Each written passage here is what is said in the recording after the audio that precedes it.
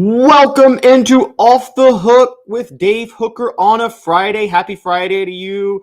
I am Caleb Calhoun. Dave is still in Los Angeles getting that California sun. He deserves it. Nice vacation. So I'm going to be flying solo for one more day today. That Jason Derulo song's in my head, guys. I'm solo. I'm flying solo. I'm flying solo. Okay. Dave's going to kill me for doing that. I hope you guys are all doing well. Please hit that like and subscribe button if you can. Please join in on the message boards. I'm going to need all y'all's help today for this. Once again, we got a lot to get to. The spring game, the orange and white game is obviously tomorrow. We're going to start with that. We have some news on recruiting updates, including a recruiting calendar and official visits that have been changed to a certain degree, worth discussing. The transfer portal, I can't even talk, guys. The transfer portal is about to reopen. So the chaos of college football continues. And I wanted to have a little fun with you guys. There's something I wanted to get to with regards to the NBA playoffs about to start. And I wanted to compare it to the upcoming 12-team college football playoff that's going to go into effect in 2024. Good morning, Smoky Mountain Red. Thanks for tuning in. Again, thanks for bearing with me here. We're going to do the best we can. Got one more day of this. We've got to start, though, with the spring game. A lot to get to. Tennessee football's orange and white game is tomorrow. They are about to wrap up spring practice, held their last practice before the spring game yesterday. Our own Caleb Jaru was out there covering it. We've got some highlight clips, as we always do, from the practice. Caleb Jaru does a great job covering recruiting, covering spring practice. I can't say enough about the guy. He helps us out in so many ways. He's so good at what he does. But we wanted to discuss the spring game. Travis, you were asking what time is the spring game. It is 2:30 p.m. Eastern is when it's supposed to start. So that's going to be, and it should be on SEC Network. I believe tickets are controversially $5, but you can obviously watch it on SEC Network. Parking shuttles begin at 11:30 in the morning. On-campus parking lots will be open at 7 o'clock. You can go to UT Sports Online to check it out. Good morning, Travis, to you as well. So let's go ahead and dive in and start talking about the spring game. What are we looking for in this spring game? We had Josh Ward on yesterday. Before I get to that, let's just say this out right. Yes, Tennessee football has its orange and white game at 2:30 Saturday afternoon. We are wondering what we're looking for in this spring game. Josh Ward was on yesterday to talk a little bit about it. And as he's noted, all spring games are very much a shell of what we're going to see in the fall. Coaches don't want to reveal too much. And Josh Heupel takes that to another level. He's probably the cagiest of cagey among coaches in trying to not reveal things. However, there are some things that you can still glean from watching a spring game, particularly this one with Tennessee football. So I've jotted down a few things that I think we all should be watching for when we watch the game tomorrow. The first one's obvious. It's one we've all been talking about all spring. Joe Milton versus Nico Iamaleava. By the way, apologies. I don't have the sound effects that Dave has, so I don't have the Iamaleava sound effects. So it's going to be me just trying to pronounce his name as best as I can. And we don't just mean Joe Milton versus Nico Iamaleava. I think we all kind of agree that Milton is the projected starter at this point, would get more first-team reps. The question is, how close to him is Iamaleava? Because, guys, I got to be honest with you. I think Milton's going to hold the starting job at least through September, probably the whole year. I think he's going to hold it the whole year, largely because Heupel wants to keep the team together, and the team rallies around Joe Milton. But if Iamaleava is close on par or even, dare I say, better than Milton tomorrow, you could really start to see the possibility of Iamaleava taking the starting job either in September or maybe even in fall camp.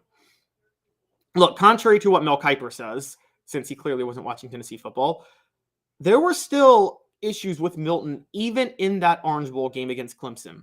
There were lots of questions that were not answered. The only question that was answered was that Milton can throw over the middle. And he converted on quite a few passes over the middle, set up enough drives for Tennessee to win, scored 31 points, and he was Orange Bowl MVP. There were lots of drives Tennessee didn't score in that game, though. I think we're forgetting that with the flow of the game, that there were plenty of drives where Milton couldn't finish the job. And a lot of it had to do with his accuracy issues that are still there, particularly on the deep ball. And that's the most important part of Tennessee football's scheme is a deep ball. So the big thing to watch for tomorrow is how does Milton handle the deep ball versus Nico Iamaleava, and can Iamaleava make those intermediate passes that Milton showed he can make? Because if he can, watch out. But that's the obvious one. We all know about the orange and white game and what to watch for with the orange and white game. That's probably that's probably the one everybody's going to want to watch, obviously, Milton and Nico Iamaleava. However, there are a couple other things to watch for in the orange and white game. Let's stay on the offense for a minute, and let's go to the offensive line. Again, Josh talked yesterday about Addison Nichols maybe kind of making a push. We all know that Darnell Wright is going to be missed. You can't replace him. We're talking about one of the best pro prospects out of Tennessee football on the offensive line in years. I mean, you can't get better than Darnell Wright. It's still crazy to me that Darnell Wright and Trey Smith blocked on the same side one year, and Tennessee had trouble running the ball. Looking at you, Jim Chaney and Jeremy Pruitt. I think Darnell Wright, I think Tennessee's offensive line has to figure out a few things. Look for who stands out at tackle. The rumors and reports are that Gerald Mincey and Jeremiah Crawford, both of whom were at left tackle last year, have moved over to right tackle to offset Darnell Wright, meaning left tackle's wide open, and we don't know how they're going to look at right tackle. So how the tackles play is a huge deal. That's a huge part of this. Before I get more to the tackles, let's start with the interior, because the tackles actually leads to another transition. So let's start with the interior for a minute. Jerome Carvin is an underrated loss at left guard. He disproves the whole PFF grades that people care about because he didn't always have the best PFF grades, but he was also sacrificing for a lot of other issues on interior blocking. And his departure is huge. Look at who Tennessee has replacing him at left guard. That's completely up in the air. We have no idea. Also, take a look at who's behind Cooper Mays at center. There's still no backup center. Carvin used to move over to that role, which would hurt his PFF grade because he's not a true center, when Mays was hurt. We've heard reports on Addison Nichols, but it doesn't seem like he's fully there yet. Nichols could be the guy to move in at guard. Maybe Addison Nichols is the Jerome Carvin. Maybe he plays left guard and moves into the backup center role. We don't know yet. There's still a lot to learn there, but pay attention to those things. Pay attention to Addison Nichols and who's at left guard in the starting role and who's in the backup center role. Now, back to tackles. Pay attention just in general to how much Jeremiah Crawford and Gerald Mincey, how well they play. Pay attention to who gets more reps. I have been very high on Gerald Mincey becoming a rising star. I think he might take the job straight out from Jeremiah Crawford. On the left side, you could have Andre Carrick and John Campbell Jr., two transfers. Campbell could end up taking the left tackle role. Carrick could then move into the inside and also compete with Nichols maybe. So watch what happens with those two transfers on the left side. Watch what happens and who gets more reps between Mincey and Crawford on the right side. And most importantly, watch how well they play. And that leads to my third big thing to watch for. And Travis, it leads to what you brought up because you just said defense. And there's a couple of aspects of defense in which I agree with you. One is pass rushers. Mike Eckler spoke with the media yesterday, and he spoke about special teams and the outside linebackers. We obviously know about Tyler Barron, but Tennessee, or not just outside linebackers, but edge rushers in general. We obviously know about Tyler Barron. Byron Young is gone. Tennessee has Joshua Josephs, James Pierce Jr., Caleb Herring, and Roman Harrison all there. Eckler said very clearly, by the way, that Harrison has been the best of all of them. Now, Harrison should be the best of all of them. He's a rising senior. He has the most experience. But there's not much experience required to be in a pass rusher. So that is merit-based that Harrison is the best of all of them. And look to see how well Harrison plays yesterday, and then look to see who emerges between Joseph Pierce, and Herring. Given what Eckler said, I think we can kind of start to bet that Harrison will be the guy to start opposite Barron this year, which I didn't see coming. But that doesn't mean you're not going to need more depth at edge rusher, which is where Josephs, Pierce, and Herring come into play. Those are clearly the three main guys. We've all vacillated back and forth between Josephs and Pierce. We don't know for sure who to go to, but it's likely to be one of them. And Caleb Herring does have a lot of potential, though. But between those two, offensive tackles versus edge rushers, that's going to be the thing to watch tomorrow beyond just Milton versus Iamaleava. That's the big one. Offensive tackles versus edge rushers. A couple of other things to get to from the spring game. Newcomers at defensive back. Newcomers at defensive back, there are 3 key ones, I would say, maybe 4 actually. There's Ricky Travis and Jordan Matthews Jr. Excuse me, Ricky Travis, Jordan Matthews at cornerback, and Gabe Judy Lally, the transfer from BYU. Travis and Matthews are freshmen, and Judy Lally is a transfer. There's no doubt Tennessee needs desperate help at cornerback. Like, desperate. Like, you cannot get more desperate than Tennessee at cornerback. Look for one of those guys. Look to see who stands out among them, because one of those 3 is probably going to work their way into the rotation. Now, lots of guys return at cornerback, to be fair. Warren Burrell is getting healthier, so that adds to the list. But the truth of the matter is, the cornerback play was just guys, I'm sorry. It's Ricky Gibson. I don't know why I said Ricky Travis.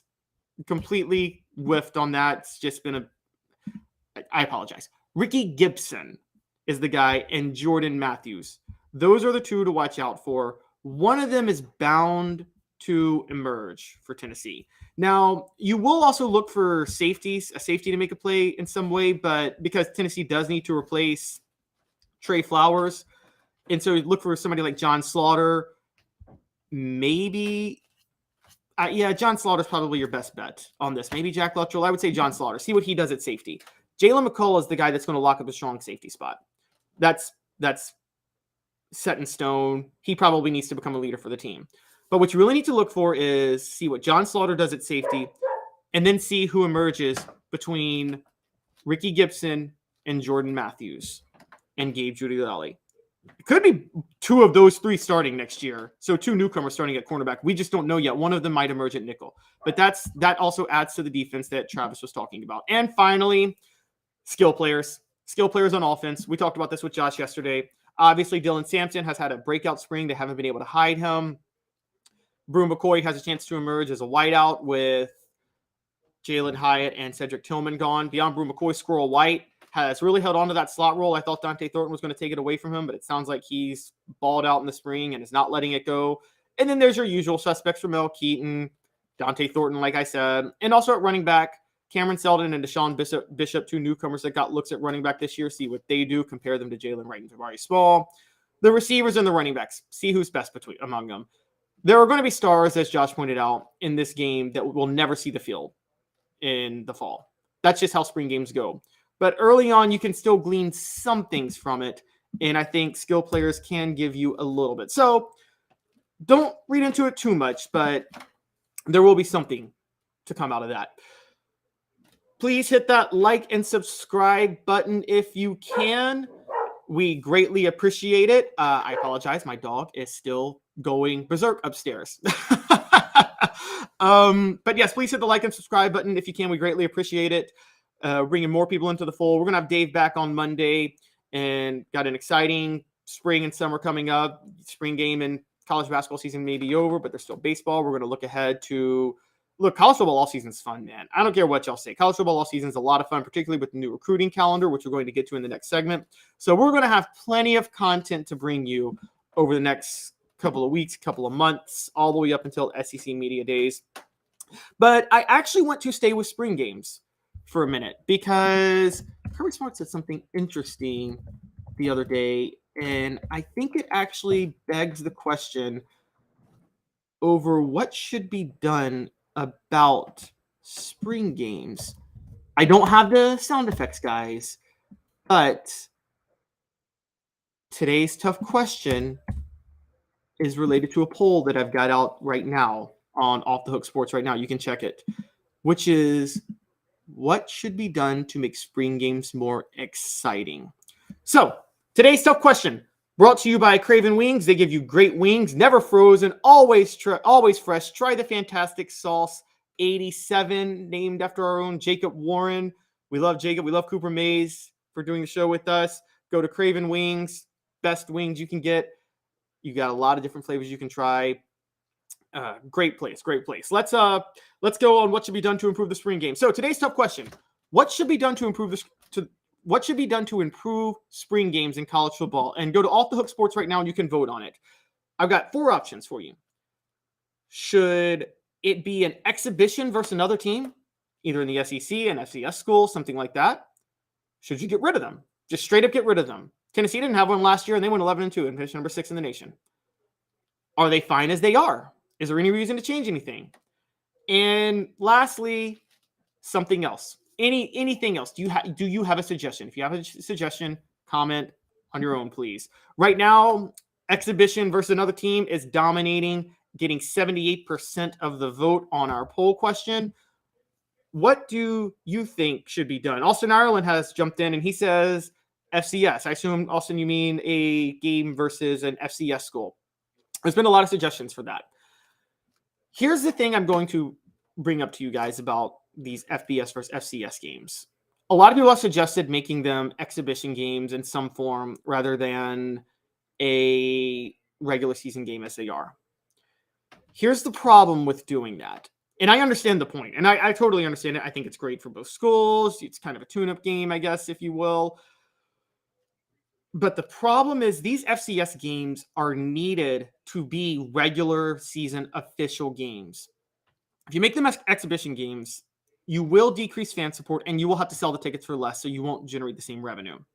That's not a big deal if you're the FBS team hosting the FCS team. That's a huge deal if you're the FCS team, because what I don't think you guys understand is that the FCS teams, one of the ways, and the lower group of 5 teams, one of the ways they finance their football programs is teams like Tennessee paying them millions of dollars to come to Neyland Stadium and lose in convincing fashion. That's just how it works. You're not going to be able to pay that much to do that to them to host. You're not going to be able to pay as much to host them for an exhibition game, whether it be a spring game or some people have suggested a week 0 preseason game for every team in college football. That's going to be a problem. I think I understand the sentiment behind it, but I just don't think it's going to work. I think a more effective way is actually an exhibition game versus another school on your level. Tennessee versus Georgia, Tennessee versus Florida, whatever. People would worry about injuries. You're not going to have to worry about injuries. No one's going to play that hard. It's just a way to gauge where you are heading into the summer. I think personally, they should do an exhibition game where you play another team on your caliber to see where you are relative to where you were last year. I think that's the best way to do it.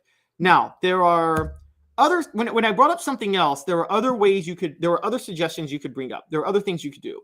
One of them, some people have suggested, make it an off-campus game, which if it's an exhibition game against another school, it should be an off-campus game. Totally agree with that.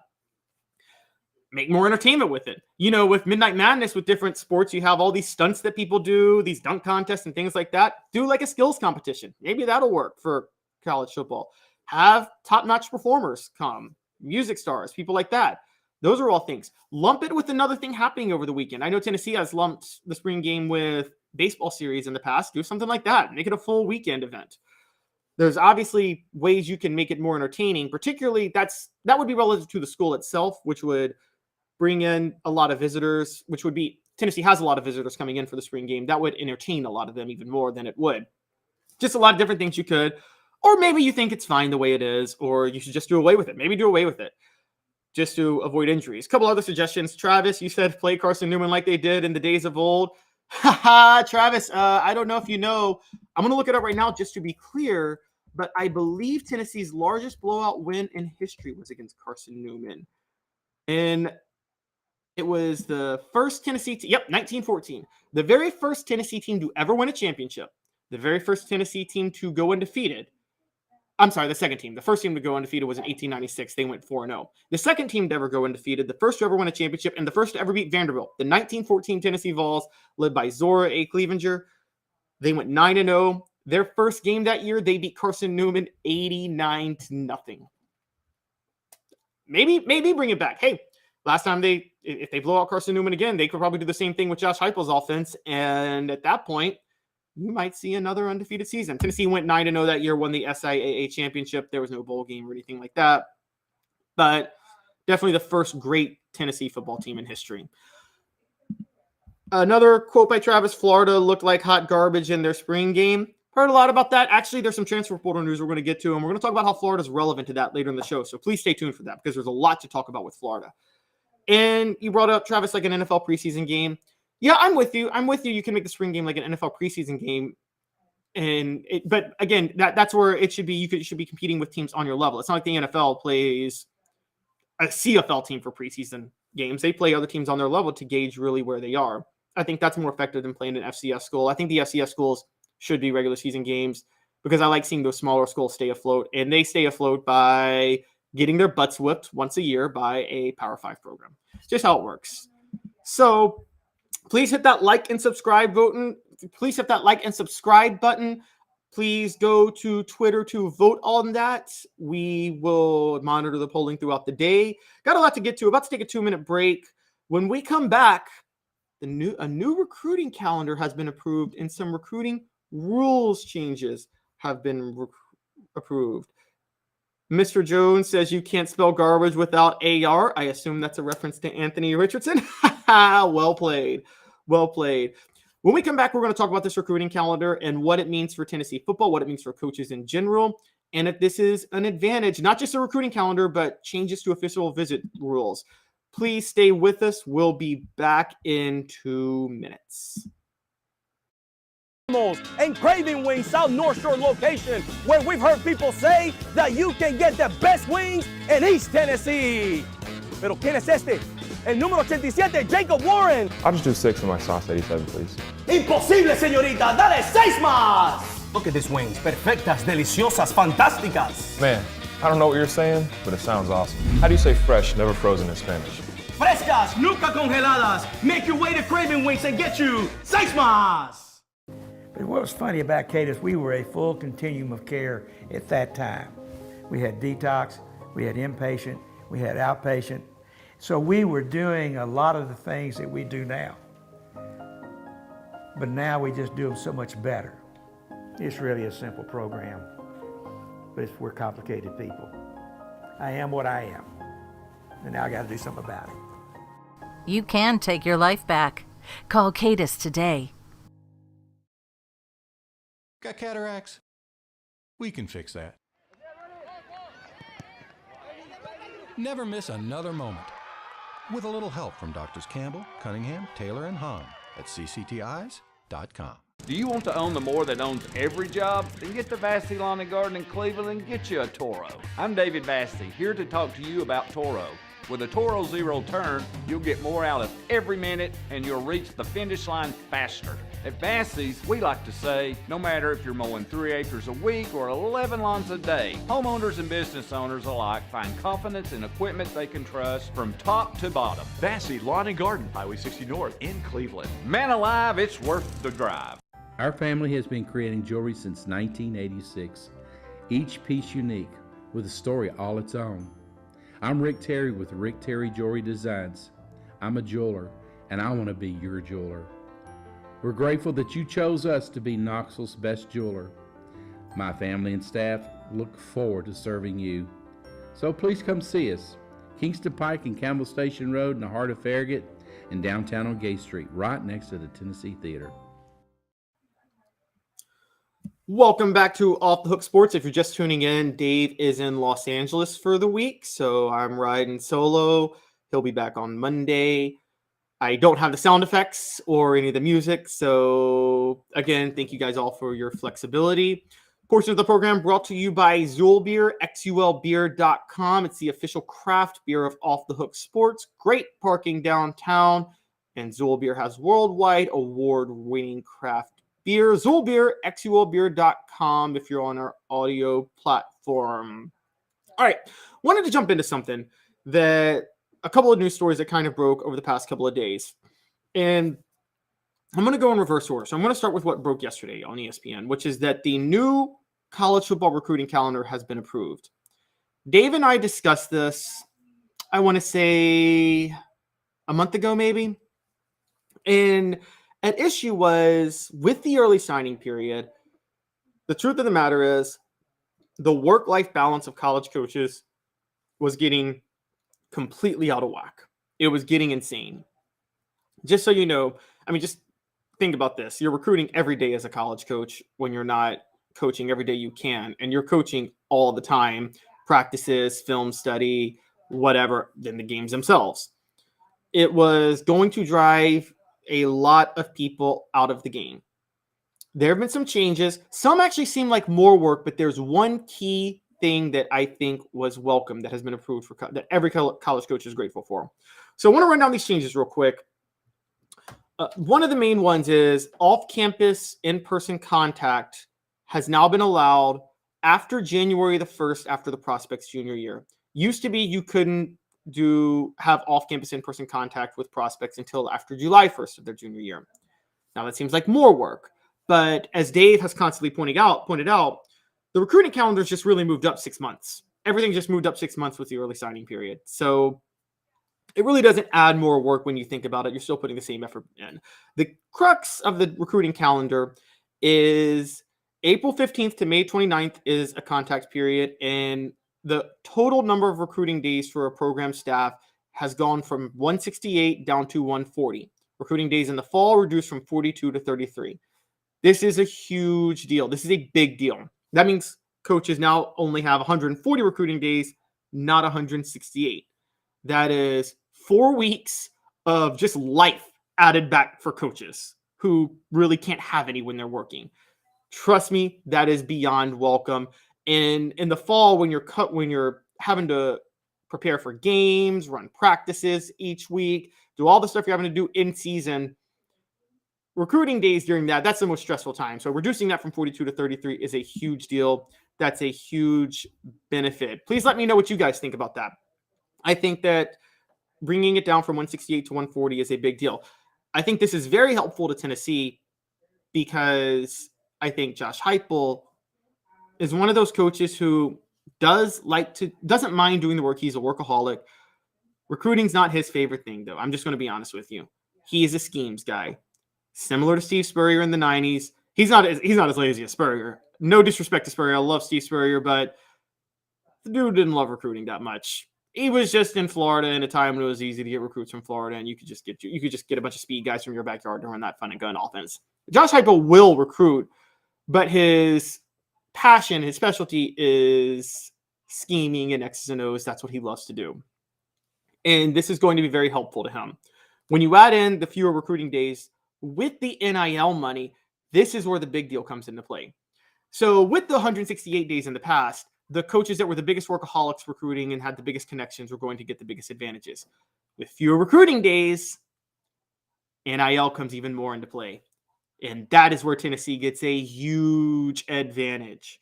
Again, Tennessee has one of the 5 largest NIL initiatives. I think Tennessee has the most effective NIL initiative in the nation. I do. The other ones competing with them are Miami, Texas A&M, Texas. And I believe in all of those NIL initiatives. I'm not saying that they're not legit. Florida was technically a top 5 NIL initiative, and that was a Bernie Madoff initiative. They threw that together, and it was a giant fraud scheme, and we all figured that out. So I think Tennessee's is the most effective. NIL money is now going to reducing the recruiting calendar allows NIL to come in and fill a void that coaches used to fill even more. Because now there's days coaches won't even contact players. And I know the NCAA is very clear that NIL should not be used for recruiting purposes. There ain't no way to stop that. There ain't no way to stop that whatsoever. So I'm telling you guys right now, this is a big, big, big deal. And Mr. Jones says Heupel's offense recruits itself. And I agree with you on that. That's another help for Tennessee. Heupel's offense at this point, if you're a quarterback or a receiver, you don't really need Josh Heupel to sell too much to you. I think you've seen the evidence at this point, particularly actually if you're a receiver. Quarterback's a little bit different because you might need to see one succeed in the NFL. You're about, and you probably will pretty soon with Hendon Hooker, but you know that as a receiver, it's not as much about your development. You just need to make sure you get drafted high enough. And Josh Heupel is about to make stars out of receivers all over the place. And Travis says money talks. Travis, you're right. Money talks, and this is a big deal, and money's about to talk for Tennessee. That is 28 more days where NIL outweighs coaching recruiting. Because coach recruiting is still a thing, but now coaches have 28 days where they can't contact athletes. And NIL is going to weigh even more heavily because of that. It's not just that's not the only recruiting news of the weekend, though. Another recruiting story that came out is that there has been a change in the number of official visits allowed. Prospects used to have a maximum of 5 official visits allowed. That number's now unlimited. Guys, this is another huge boost for Tennessee football. Fact of the matter is Tennessee is one of the best host schools on official visits in the country by far. This isn't extra work for coaches, by the way, because prospects can come whenever they want.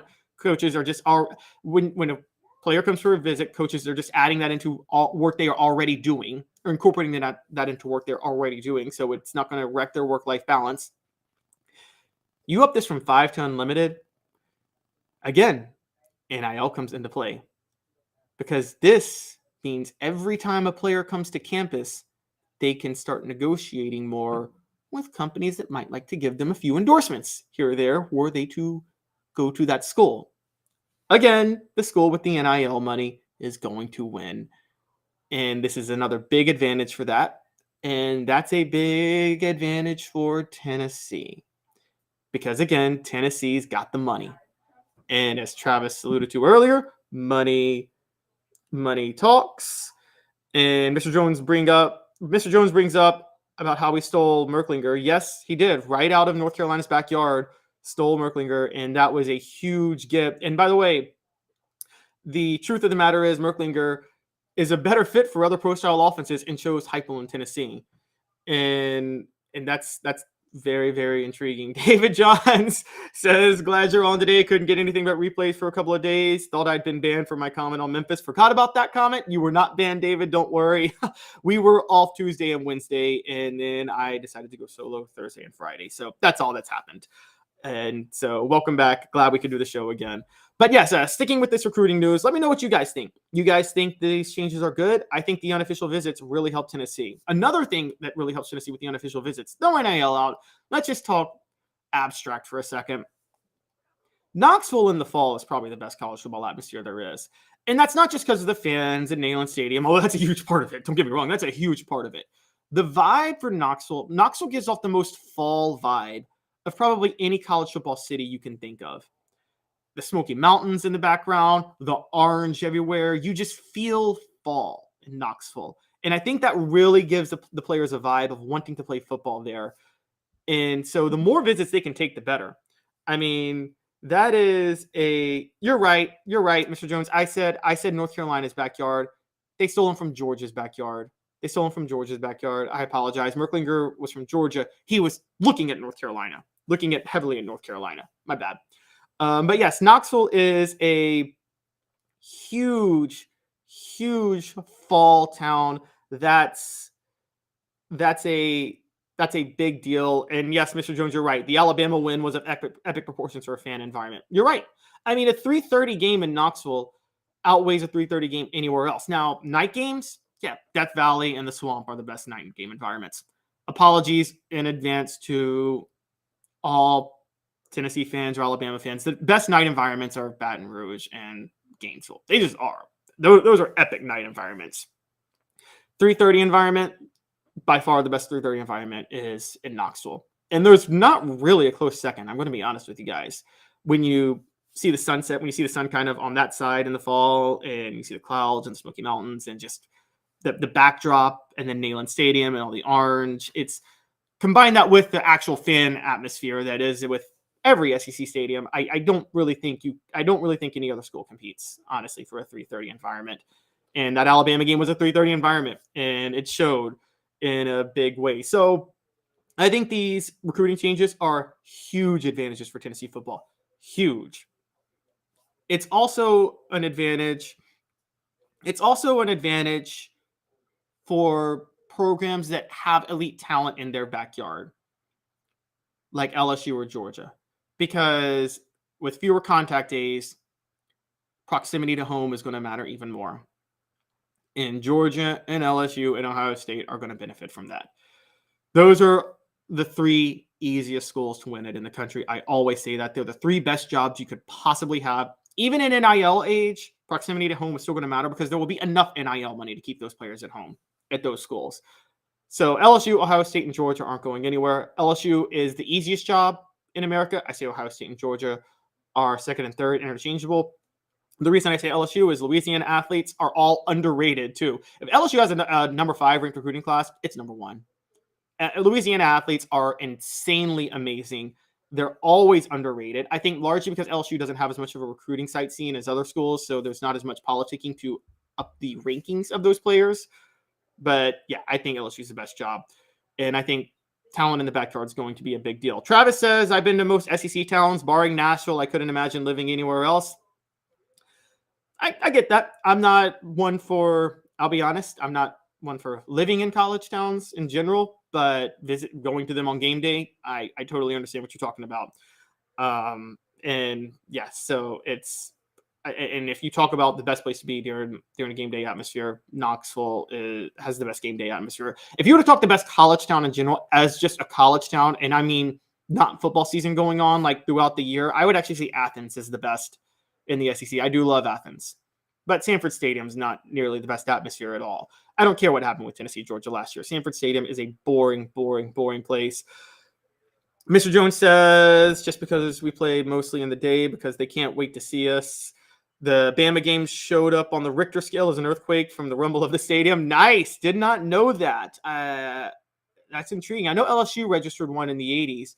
And I remember Lou Holtz complaining about the decibel level one time at Tennessee, which was hilarious. John Hill, I hate going to Columbia, South Carolina. Speaking of Lou Holtz, John, I'm with you. Columbia, South Carolina is arguably the worst SEC town there is, by far. Even worse of an atmosphere than Vanderbilt, because at least you're in Nashville with Vanderbilt. And so I got to be with you. I'm with you on that. Columbia is a horrible, miserable, boring place.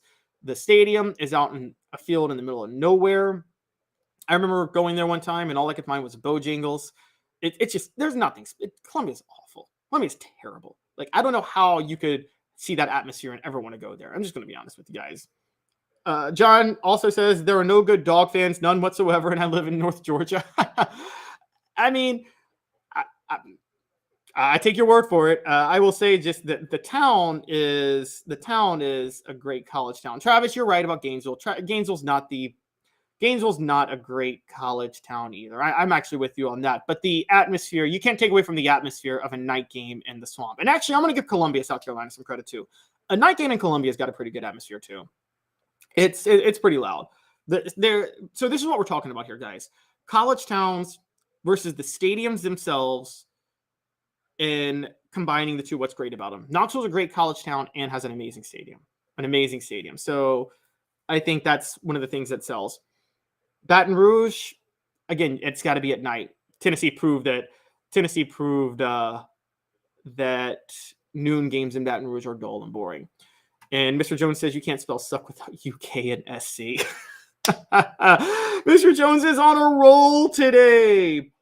John Hill, but at least Gainesville is close to the beach. Columbia is usually hotter than Three Hells. Yeah, but okay, my experience isn't Gainesville hotter than Columbia. I mean, my experience was Gainesville's miserable. It's like, I remember the one I went to, it was 90 at night, it felt like. Now this is skewed.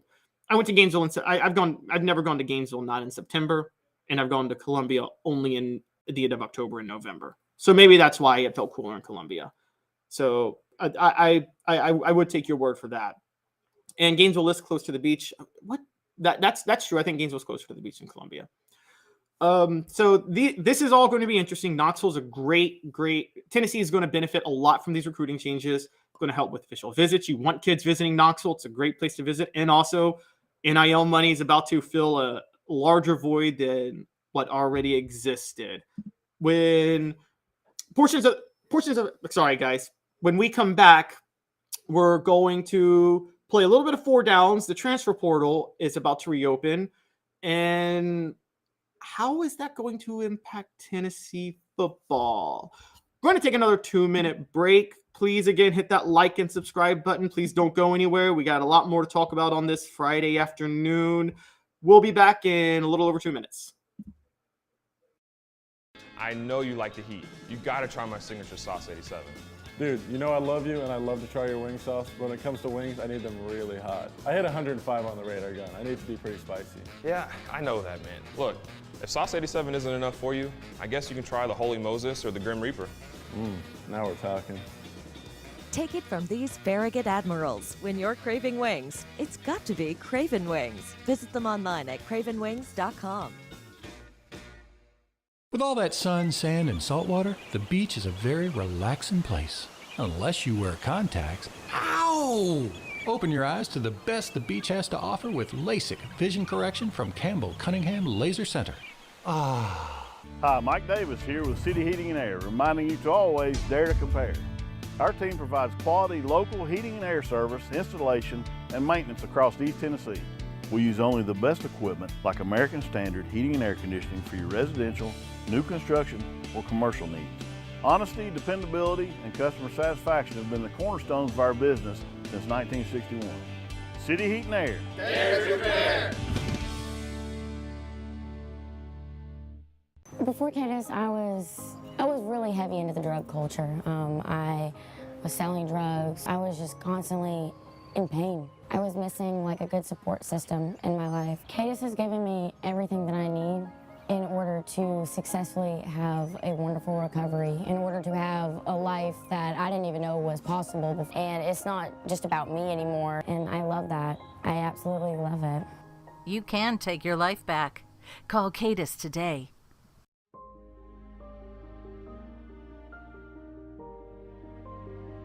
Our family has been creating one-of-a-kind pieces of jewelry in West Knoxville since 1986. Each piece is a combination of unique processes that bring your idea to life. Every day in our shop, a truly special item with a story all its own is being manufactured in our facility, bringing the history and family sentiment into a whole new generation of life. We are grateful that you chose us to be Knoxville's best jeweler, a title that we value and respect. Because to me, being a jeweler and owning a jewelry store are not the same thing. I'm Rick Terry. I'm a jeweler, and we want to be your jeweler. Kingston Pike and Campbell Station Road in the heart of Farragut, and downtown on Gay Street right next to the Tennessee Theater. Welcome back. Again, no sound effects because I don't have them, so we launch straight in. Going back to the message boards, guys, I love the debate between Gainesville and Columbia. This is a fun one. What's a worse college town, Gainesville or Columbia? John had said earlier, at least Gainesville's close to the beach, but Travis says, I don't know. You take a little 2-lane road into a town comparable to Bulls Gap, then boom, Ben Hill Griffin Stadium. When I went in 01, they didn't even sell beer till noon. That's actually, funny enough, a lot of places, intriguingly enough. So Bulls Gap is part of for those who don't know, part of the Kingsport, Johnson City area, a little one-horse town. I confess that I've never been through it. I've been near it because I do a lot of driving from DC to Memphis, and I-81, you hit that area sometimes. But yeah, that's a very intriguing comparison. We're going to play a little 4 Downs. Again, no sound effects. Before we do that, though, portions of the program are brought to you by City Heat and Air Conditioning. City Heat and Air integrity matters. City Heating and Air Conditioning, it's phenomenal. You might need some HVAC unit love as the weather is starting to get warm. May is just around the corner. I think we're all starting to finally crank up our AC. I doubt I'm going back to heater anytime soon. So City Heating and Air is who you need.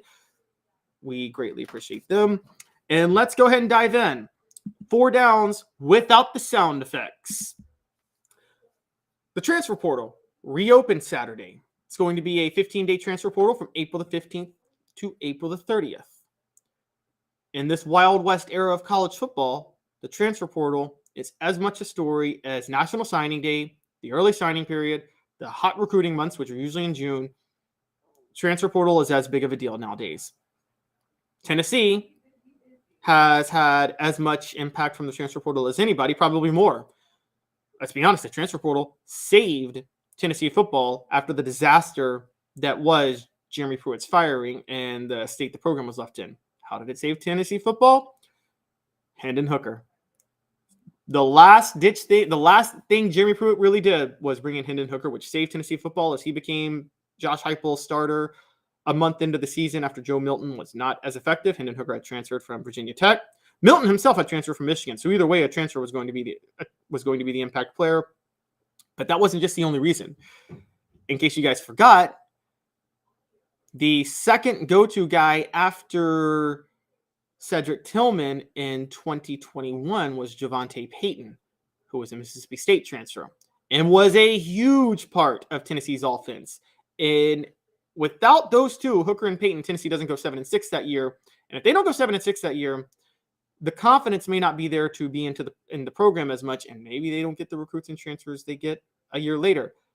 Looking at Brew McCoy, who now we all think could be a breakout star. So transfers is a huge deal.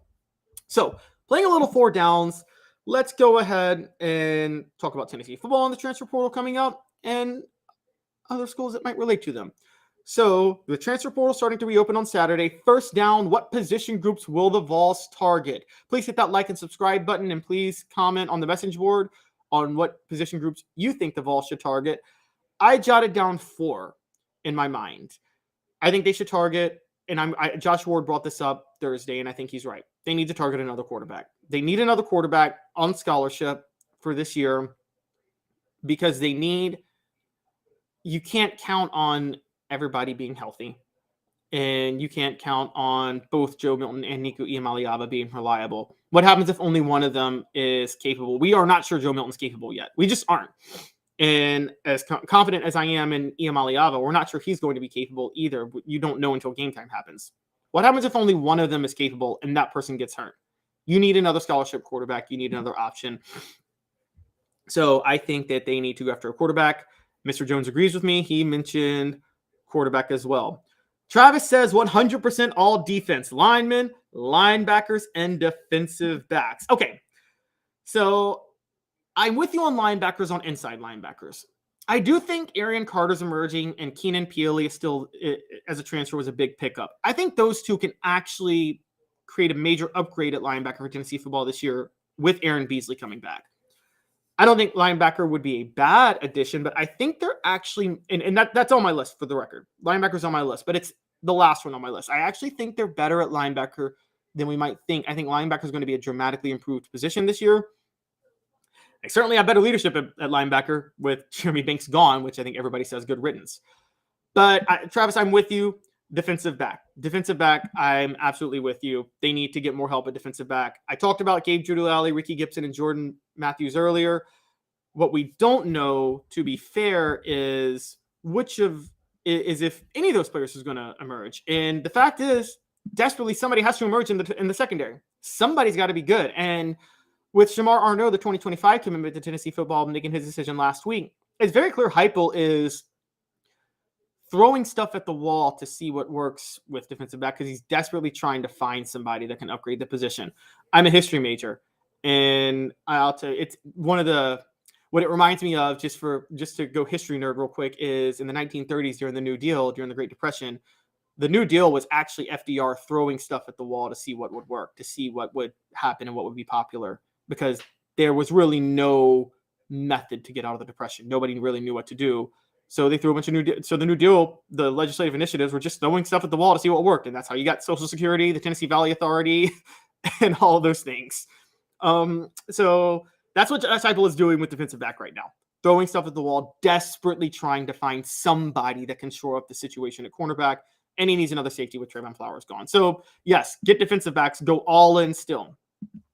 I also think offensive line. I think depth might be a concern at offensive line this year. I think right tackle is going to be fine with Gerald Mincy and Jeremiah Crawford. Won't be as good as Darnell Wright last year, but I think it's going to be fine. Left tackle could be fine. We don't know yet with Andre Skerrick or John Campbell Jr. or somebody else. Where the question comes is on the interior. I don't think they found somebody to replace Jerome Carvin at left guard, and I don't think they found somebody to back up Cooper Mays at center. They need to look in the portal now because that could be a huge issue this year, particularly with how much they rely on the running game. So offensive line. And David Johns, you brought that up with offensive tackle and tight end. I'm not so sure tight end. They already did that with McCall and Castles. And I think if Castles doesn't work out, I think they have enough options, particularly Jacob Warren there. So I think they're going to be fine. And so I think that's I think that's fine. Last one I want to mention before I go to the message boards and then get a second down is I brought up, no, that was the last one actually. I mentioned offensive line. Excuse me. Okay, so quarterback, defensive back, offensive line, and linebacker was where I am. You guys let me know what you think. Mr. Jones says quarterback and best available players. Yes, on principle, take the best available players, but this is about where you can exert your energy realistically. David Johns said offensive tackle and tight end. And David Johns and Travis Case responds that there was a top 10 defense if there was a top 10, can't even talk.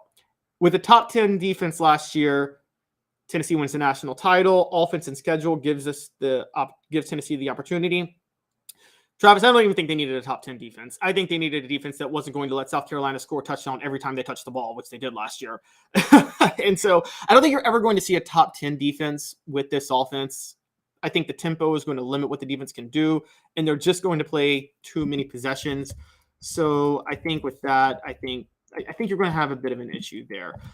And so before I get to second down, Mr. Jones, you asked who is our field goal kicker, who is Tennessee's field goal kicker.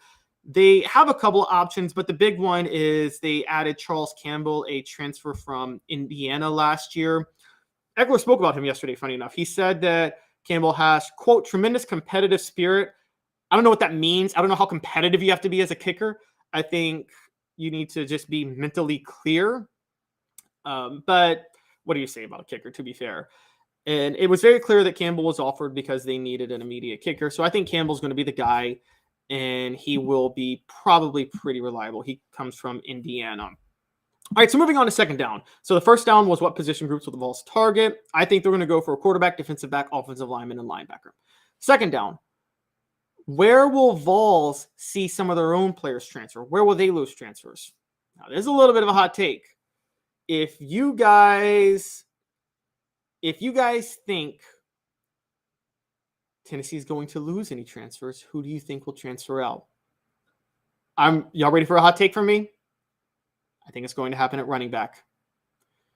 I think it's very possible you see Jalen Wright or Jabari Small transfer, probably Jalen Wright.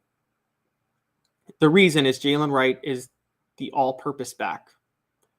Dylan Sampson has been balling this spring. He's probably going to take that role away. Doesn't mean for sure he'll transfer, but it's possible. So I do think you will see a transfer at running back. You already saw one last year with Justin Williams-Thomas. I think you're going to see another one. I think you're going to see another transfer at running back. And by the way, if Cam Selden transfers, which I doubt he will, but if he hits the portal, I'm counting that because they tried him at running back this year, even though he came in as an athlete. I also think you might see a transfer at wide receiver.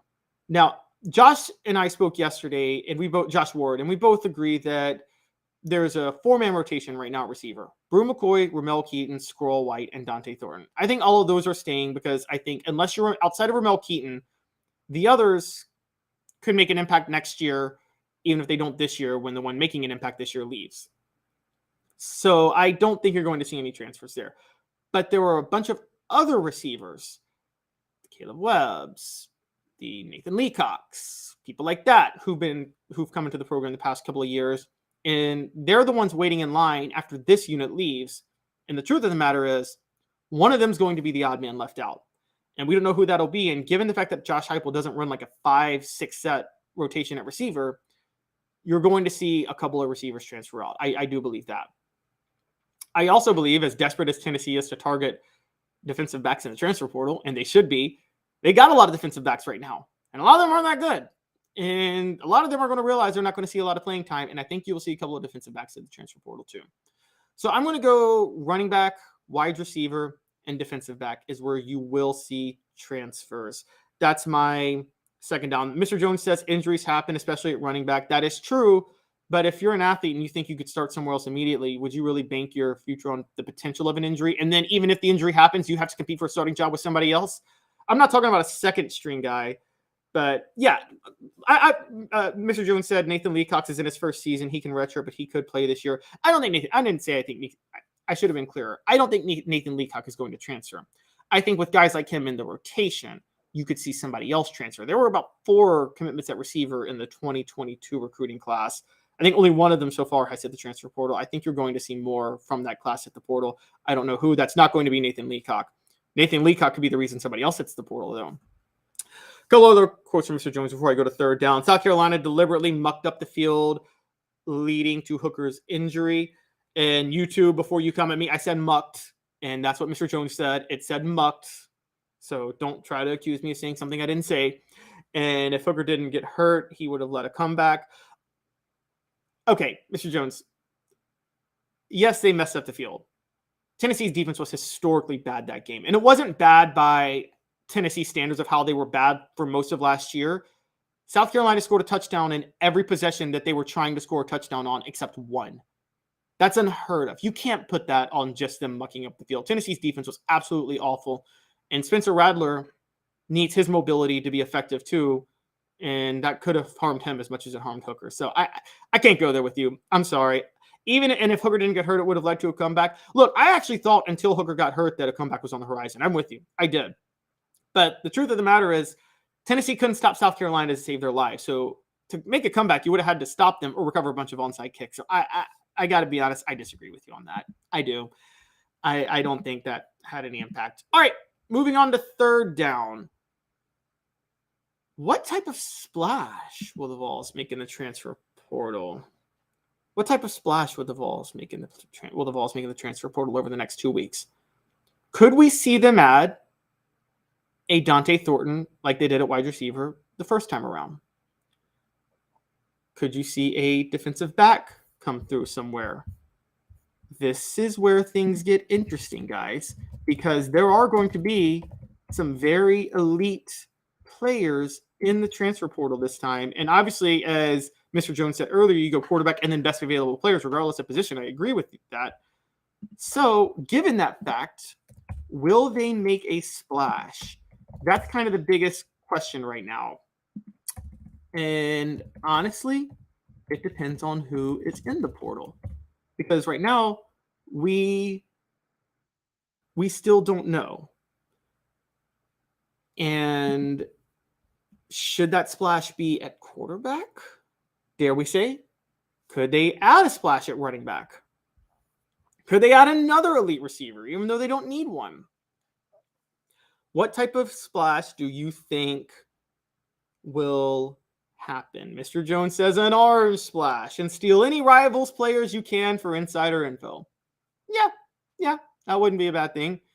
I have heard rumors in the past of backups disgruntled at their school, giving insider info on their school to other teams. Not going to report on that too fully, but I know that has happened. So what type of splash did they make? I'm going to be honest up front. I don't think they make a splash. I don't think they really add anybody to make a splash. I think they shore up depth at defensive back and offensive line, but I don't think they make any splash. I have to be honest with you on that. I don't know if any receiver would want to come to Tennessee at this point, not because Josh Heupel's system wouldn't be great for them, but because they're so loaded. There's not, if you're transferring because you're looking for a place to play, you're not picking Tennessee. If you're a receiver, you're just not. So I don't think they're going to make any splash. They're going to find defensive backs and offensive linemen who realize they have a shot to play. And fourth down, finally, what other teams should the Vols pay attention to in the portal? This one's obvious for me, guys. This one's actually super obvious because it's one team. It is Florida. It was mentioned earlier, I believe by you, Travis, that Florida had looked awful in their spring game. Florida's in trouble. They don't have a quarterback. And it's very clear they're looking for a quarterback in the transfer portal. And so they are desperately going to find one. Tennessee, the most important thing for Tennessee fans, if you're a Tennessee fan, the most important thing for you to do is desperately hope Florida continues to fail in acquiring talent, meaning that they have a horrible portal season and don't add anybody elite. Florida has completely tripped over their own foot this all season trying to add talent. And this transfer portal will be a chance for them to right that wrong. And if you're Tennessee, you don't want them to right that wrong. So Florida is the team for you to pay attention to in the transfer portal. That's kind of going to be the really interesting one. There are a couple other people that we need to bring out, that we need to mention real quick before I hit the transfer portal, or before I go to commercial, before I hit the transfer portal. I was asked by the Wiseman, what's the word on Hayden from OSU? I assume you mean Dallin Hayden from Ohio State, relative of Aaron Hayden. According to Sports Illustrated yesterday, he said it's just crazy, the idea that the transfer rumors. It doesn't seem like he's transferring anywhere at this point. Now, things could change, but doesn't look like he's transferring at this point anywhere. And quite honestly, I did bring up Tennessee could find another elite running back, but honestly, with Dylan Sampson, I don't think anybody's coming to Tennessee at running back. I think they're transferring out of Tennessee. I don't think Tennessee is going to add any elite talent at the skill positions.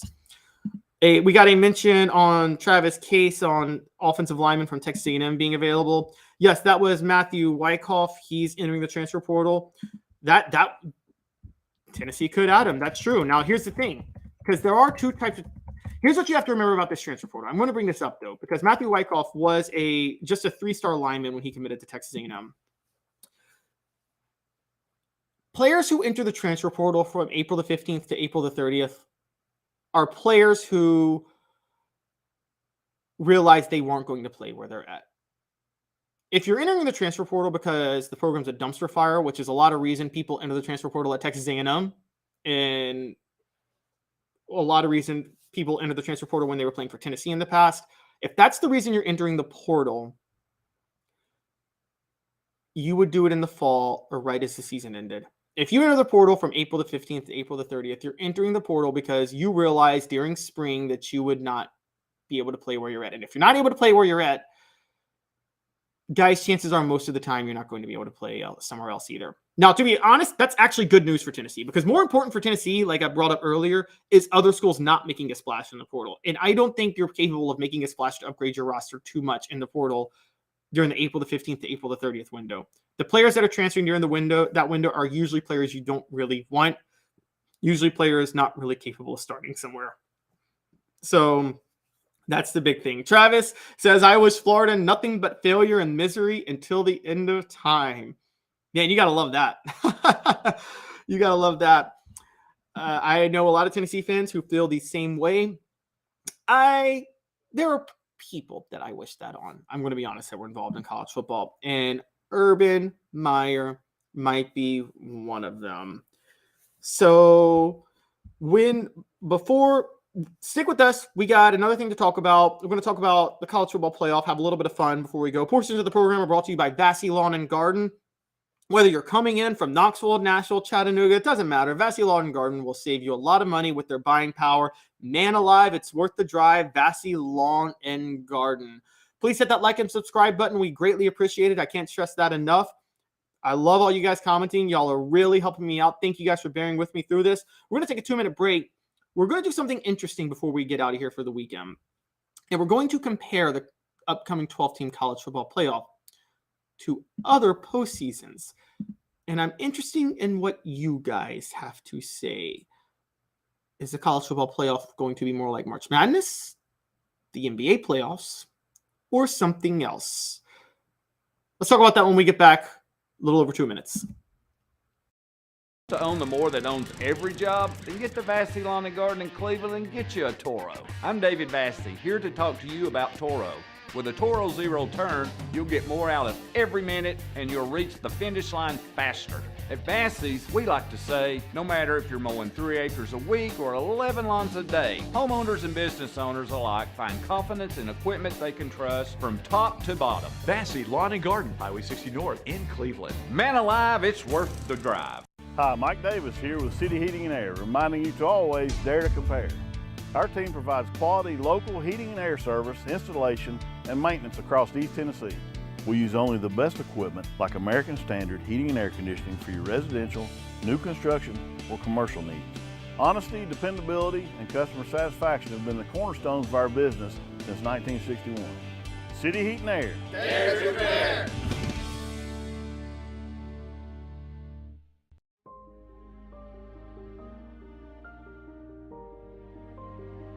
Our family has been creating one-of-a-kind pieces of jewelry in West Knoxville since 1986. Each piece is a combination of unique processes that bring your idea to life. Every day in our shop, a truly special item with a story all its own is being manufactured in our facility, bringing the history and family sentiment into a whole new generation of life. We're grateful that you chose us to be Knoxville's best jeweler, a title that we value and respect. Because to me, being a jeweler and owning a jewelry store are not the same thing. I'm Rick Terry, I'm a jeweler, and we want to be your jeweler. Kingston Pike and Campbell Station Road in the heart of Farragut, and downtown on Gay Street right next to the Tennessee Theater. With all that sun, sand, and salt water, the beach is a very relaxing place. Unless you wear contacts. Ow! Open your eyes to the best the beach has to offer with LASIK vision correction from Campbell Cunningham Laser Center. Ah. What's up, everybody? This is University of Tennessee tight end Jacob Warren, proud to announce that I'll be working with Craven Wings again this season. And I want you to give your all and try my signature sauce, Sauce 87, at either of the Craven Wings 2 locations, Chapman Highway in Seymour and South North Shore Drive at the Markets of Choteau. When you're craving wings, it's gotta be Craven Wings. Online at cravenwings.com.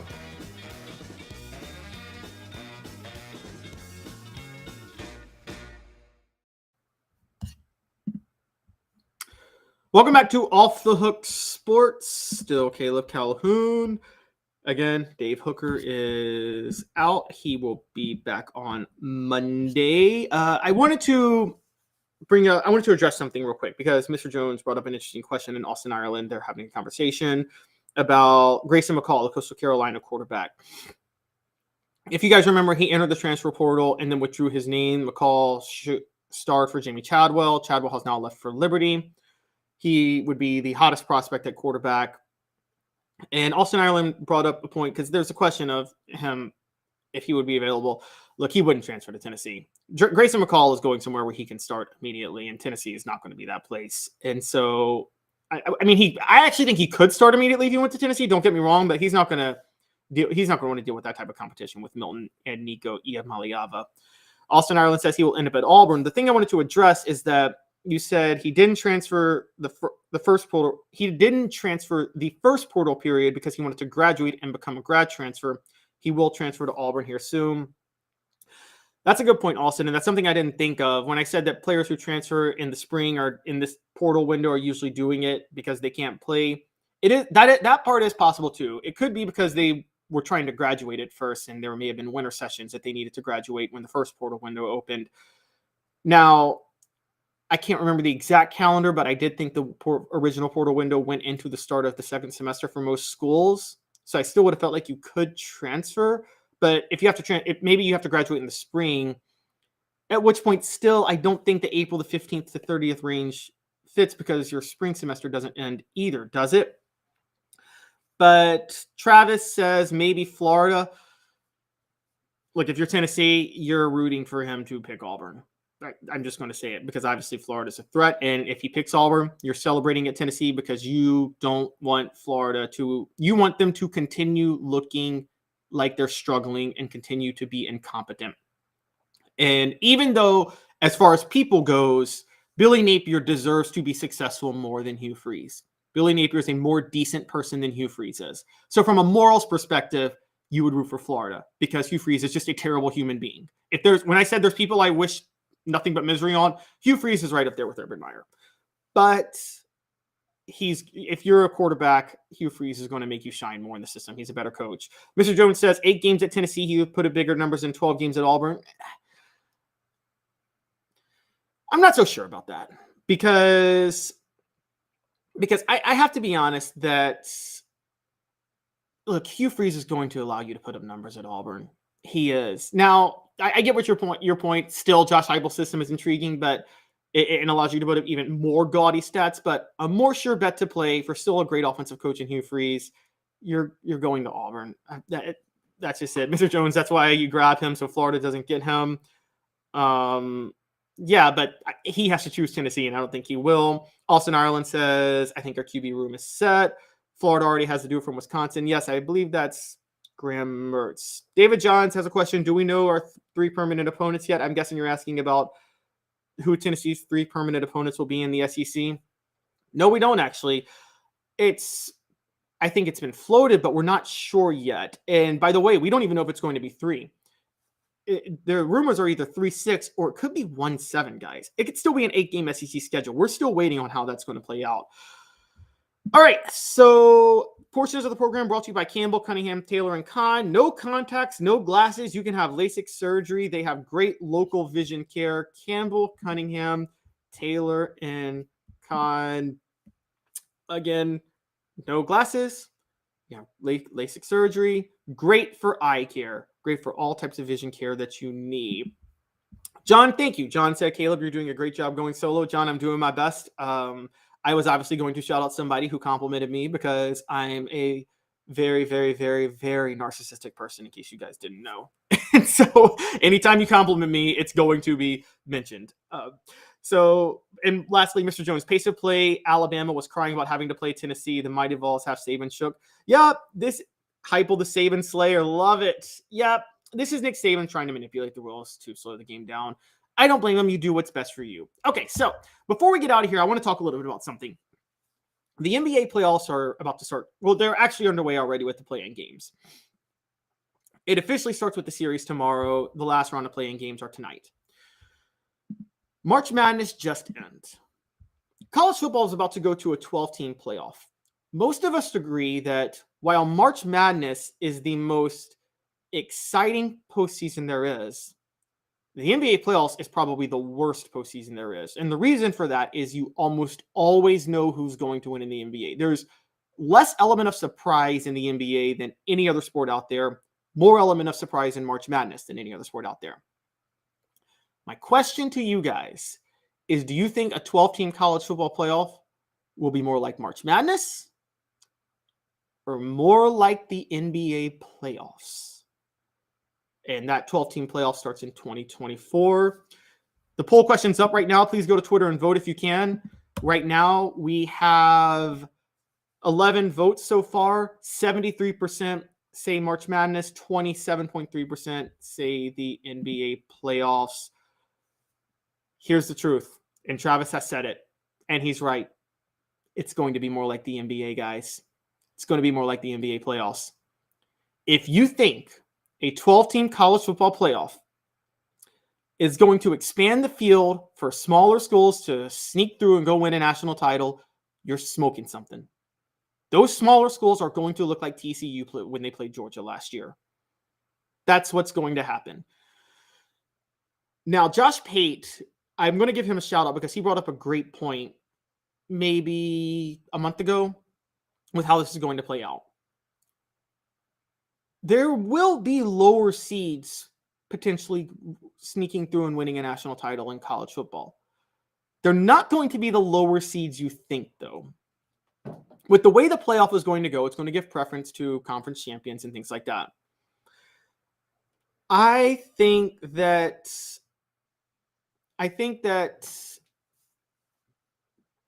will lead to 12 seeds and 11 seeds being powerhouse programs in the SEC that may have lost 2 or 3 games that in any other era would not have even sniffed the national championship for college football, but have the talent to go all the way and win it all.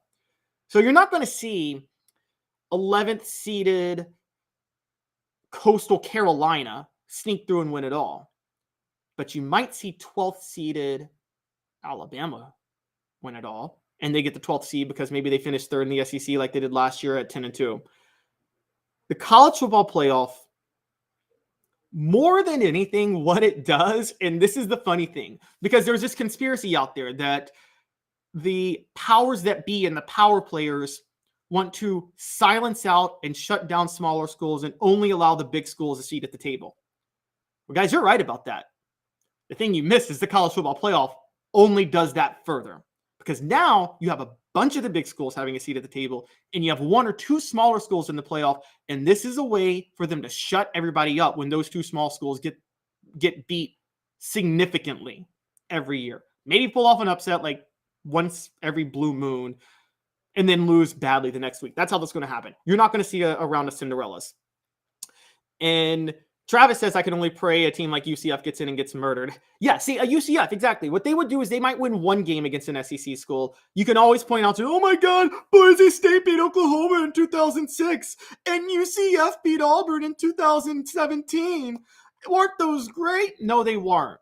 Auburn didn't care to be playing UCF in that game because they had just lost the SEC title game and thought they could have gotten in the playoffs had they won. They were not happy about playing in that game.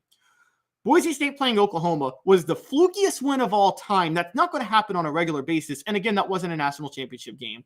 It was Boise State's national championship game. That's not going to happen regularly, guys, in college football. It's just not. Okay? Mr. Jones says the SEC will dominate still. We could have an all SEC Final Four. Mr. Jones, I agree with you. The thing that people forget about the playoff, they wanted the playoff to lessen the SEC's undue influence. You're only going to increase it, guys. The SEC's that loaded. They're going to get 3, maybe 4 teams in the playoff one year, and those 4 teams might be in the Final Four. Then what happens? You can't complain. You can't say there's something rigged in favor of the SEC. You can't do that. So I don't think people realize. I think college football was better when it was spread out across the country and there was not a playoff, because you had a chance for lesser schools to sneak through and win it. What this is doing is exposing how dominant the SEC actually is, and it will continue to expose that. David John says, more like the NFL playoffs? No, David, it's not. And I'll tell you why. NFL, even though I've talked about this before, that football as a sport has less randomness in deciding the outcome than any other sport, but there's still randomness. The NFL, on the other hand, has the most randomness because there's so much parity. There's not much of a gap between teams in the NFL. There's a huge gap between teams in college football. The NFL, you can see wildcard teams sneak through and win it all. Happens all the time. The Giants weren't a wildcard team, but they were 9-7 and they went and won it all in 2011. You don't see that in college football. You're not going to see that. You're not going to see these smaller schools win it all. You're just not. You're never going to see them win more than one game. It's not going to happen. And TCU lost 65-7 in a pathetic championship game. Mr. Jones says, I agree. Totally agree. Only delaying the inevitable. Mr. Jones says 2 SEC championships instead of 1. Yep. SEC a league of their own. Yep. Travis, if an 8-seed OSU defeats a 2-seed Georgia and makes the Final Four, the media will implode with joy. No, you're right. Even funnier than that, if an 8-seed beats a 2-seed, they're going to pretend like it's an upset. Like, oh, look at this 8-seed beating the 2-seed.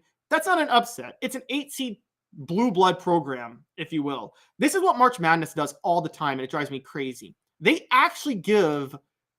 sometimes set up games for upsets where they'll have a team that does not deserve to be a 4-seed and make them a 4-seed, and a team that was much better than a 13-seed and make them a 13-seed. Also, they can have the game set up where the 13 beats the 4, and they can say, look at how great this tournament is. The 13-seed upset the 4-seed. That's not really how that should work, and that's what they're going to try to do here. A couple other quotes real quick. Let's see what we're looking at. SEC equals superior to every conference. That was Mr. Jones. John Hill, 4-team SEC championship playoff. Yeah, like, again, if you got 4 teams from the SEC in the Final Four, that makes the SEC championship look totally random and arbitrary. Am I right? That just doesn't really look, it's not going to look right. I think this is going to be, people that are excited about the 12-team playoff thinking that it's going to look more like March Madness are crazy. That's not going to happen. Walt Williams says, nice job, very professional, great content. Thank you, Walt. Really appreciate that.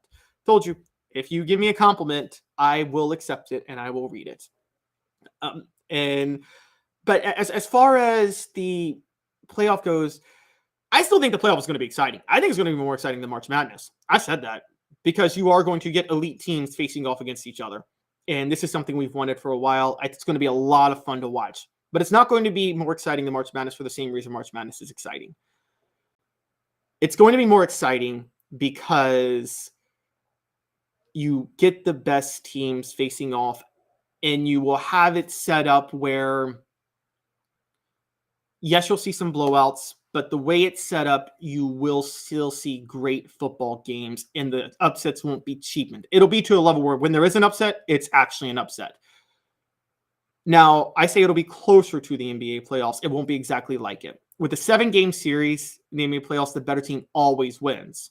But where it will be like it is, like, for instance, the Lakers are 7 seed this year. Everybody knows the Lakers are a 3 or 4 seed caliber, a top 4 caliber seed team in the West. They just had injuries all year.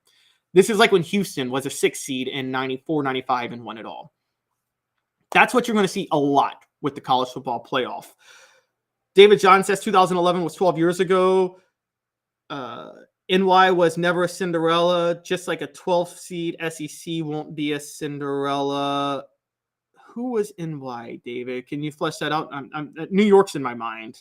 When was New York was never Cinderella. If you could just re-comment on that. Sorry, I was a little confused. But you're right. You are right in the gist. A 12-seed SEC seed won't be a Cinderella. They're going to try to brand it as such, and that's going to be the only type of Cinderellas. And quite honestly, you're going to see more dominance, not less, from the power schools. Just more will have a seat at the table. And whenever you're not going to get a Florida Atlantic playing for the national championship game. This is not going to happen, guys. So just accept that. You will still have some excitement. Now, the reason it'll be exciting is the way they're setting it up. And I do like the way they're setting it up. The top 4 conference champions, and then the next 4, and then the next 8 play each other. I would say this, because you're doing the top 6 conference champions overall. I think the 2 conference champions that don't get a first round bye, which is going to include a group of 5 school to make it more competitive, should get automatic home games, get the automatic closer to campus venue games when that first weekend. Oh, okay. You said the Giants. You were talking about the Super Bowl. The Giants were never a Cinderella. I mean, come on. They kind of were, though. They kind of were. Look at Eli Manning's career. Look at Tom Coughlin's career. Those weren't good teams. They just got red hot. Now, the first Super Bowl was even luckier. Eli Manning closing his eyes and the ball sticking in David Tyree's face mask. Eli Manning has 2 Super Bowl runs. Eli Manning has 2 red-hot Super Bowl runs that have saved his legacy. Otherwise, he's a mediocre quarterback for his whole career. So, I got to be honest with you guys. The Giants were kind of a Cinderella. And Mr. Jones, 128, 18-1. 18-1. What are you talking about with 18? Oh, college football. Yeah, or NFL. Excuse me. I think you're referring to the Patriots. 18-1. Yeah, that was actually 2007 though when the Patriots went undefeated. Who thought the Patriots were better than the Giants? I mean, who thought the Giants were better than the Patriots? They weren't. Okay, that was the flukiest game. He has the flukiest career of all time. Come at me, Ole Miss fans. Come at me right now. I'm ready. It was the flukiest, luckiest career in the history of football. I would not put Eli Manning in the Hall of Fame. There, I said it. But I will say that the college football playoff is going to look more like the NBA playoffs, guys. It is. It's not going to solve the problem. And then it's going to be annoying when people say there's not enough bad teams getting in, so let's expand it to 24 teams and have 10 group of 5 teams get in. It's still not going to solve the problem. The gap in talent in college football is too significant. And while the teams that get the gap changes, there will always be that gap. And so that's the issue. So, guys, it's just going to look more like the NBA playoffs in the end. Portions of the program brought to you by Andy Mason Real Estate, AndyMasonRealEstate.com.